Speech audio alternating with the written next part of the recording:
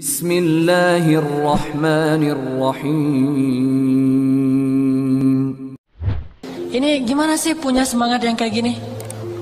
Sampai kita akhirnya bisa ketika mendengar suara azan itu bahagia gitu.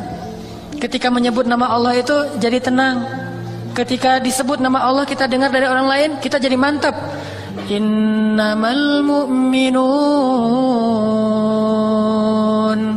Innamal mu'minuna alladzina idza dzukirallahu wajilat qulubuhum. Mukmin yang sebenarnya jika disebut nama Allah hatinya gemetar. Wa idza tuliyat 'alaihim ayatuhu zadathum imana.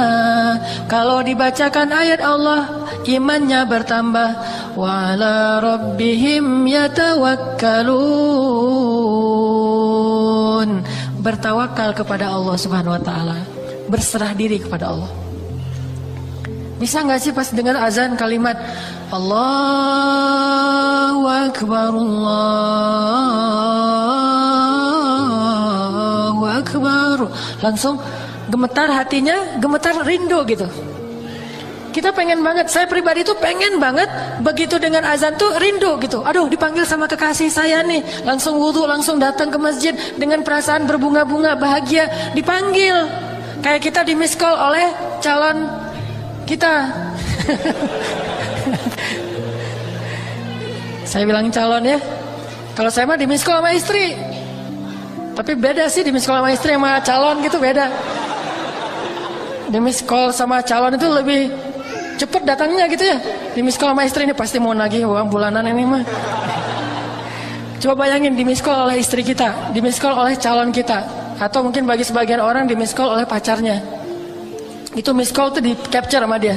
Lagi miss call keluar suara dia yayang gitu ya, capture, langsung capture. Jam, tanggal dan segala macam di capture. Wah bangga dilihat-lihat. Sekali dapat SMS dihafal SMS-nya. Cuma satu SMS yang dia nggak berani hafal, lo gue N, itu nggak dihafal sama dia. SMS putus. Kalau SMS ya saya terima atau apapun lah bahasanya, saya belum pernah diterima soalnya ya. Jadi nggak tahu gimana sih rasanya diterima nembak gitu. Bilang aku suka lu sama kamu mau nggak jadi pacar aku? Terus dia jawabnya gimana sih? Kalau yang saya soalnya keseringan dibilang enggak sih, soalnya jadi nggak. Jadi nggak ngerti rasanya iya tuh gimana gitu. Satu-satunya ya yang saya dapatin itu ya menikah. Alhamdulillah gara-gara itu jadi terjaga. Kalau iya untuk jadi pacar belum pernah, jadi nggak tahu rasanya gimana gitu. Yang sering itu enggak malas gitu banget sih sama saya. Jadi gimana bahagianya kita mendapatkan panggilan dari orang yang menurut kita cintai, kekasih kita, idola kita dan seterusnya. Bayangin gak usah kekasih, idola kita aja nge-like postingan kita kan bahagia banget tuh. Ada 1000 like, 999 itu nggak berarti tanpa yang satu itu. Like dari idola kita banget gitu. Wah ternyata dia nge-like saya loh gitu. Langsung nunjukin postingan berikutnya apa? Like itu yang diposting gitu. Jadi dapat like dari yang kita idolain itu di capture, diposting lagi. Di like lagi sama dia 2 kali. Akhirnya dia males juga, akhirnya dia unfollow.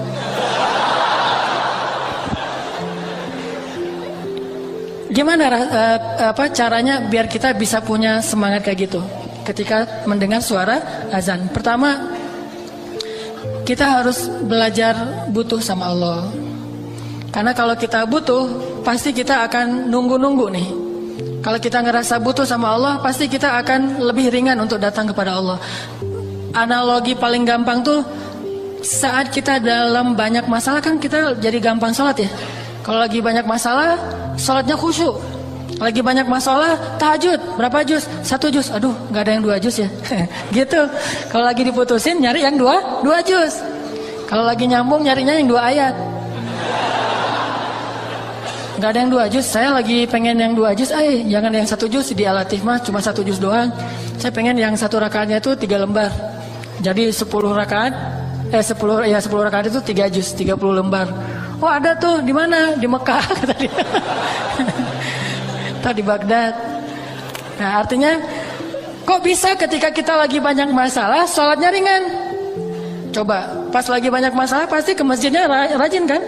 wudu langsung udah ada di masjid. Malah kita sering nunggu-nunggu muazin. Begitu muazin telat dikit aja langsung kita yang azan. Azannya baper lagi tuh.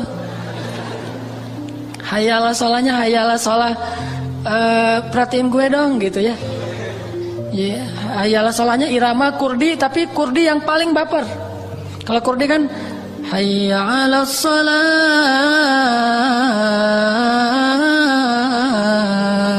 Ini lebih baper dari itu. Sampai ada serak-serak basahnya. Udah gitu saking bapernya panjang, keputus lagi napasnya. Di akhirnya gitu. Ini semangat ke masjid. Kok bisa? Karena kita ngerasa butuh sama Allah. Ya Allah, lembutkanlah hati bapaknya supaya bapaknya itu butuh kan? Jadi semangat. Lagi banyak hutang, ya Allah mudahkanlah saya dalam membayar hutang. Kalau perlu tolong lembutkan hati orang itu supaya melunaskan hutang saya. Gitu.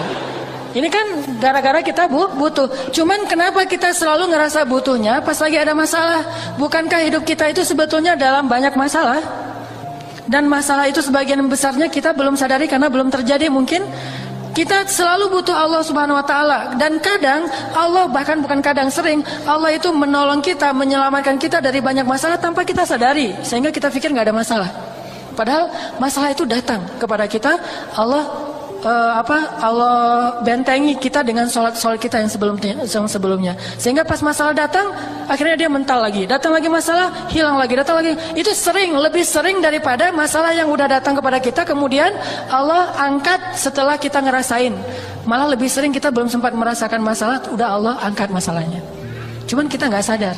Makanya Allah mengatakan, yas'aluhu man fis samawati wal ard, kulla yawmin huwa fi sya'n. Setiap hari Allah sibuk mengangkat masalah dari hambanya. Ada yang diangkat masalah setelah hamba itu merasakannya sehari, 2 hari, setahun, 2 tahun. Ada yang diangkat masalah itu sebelum hamba itu merasakan masalah ini.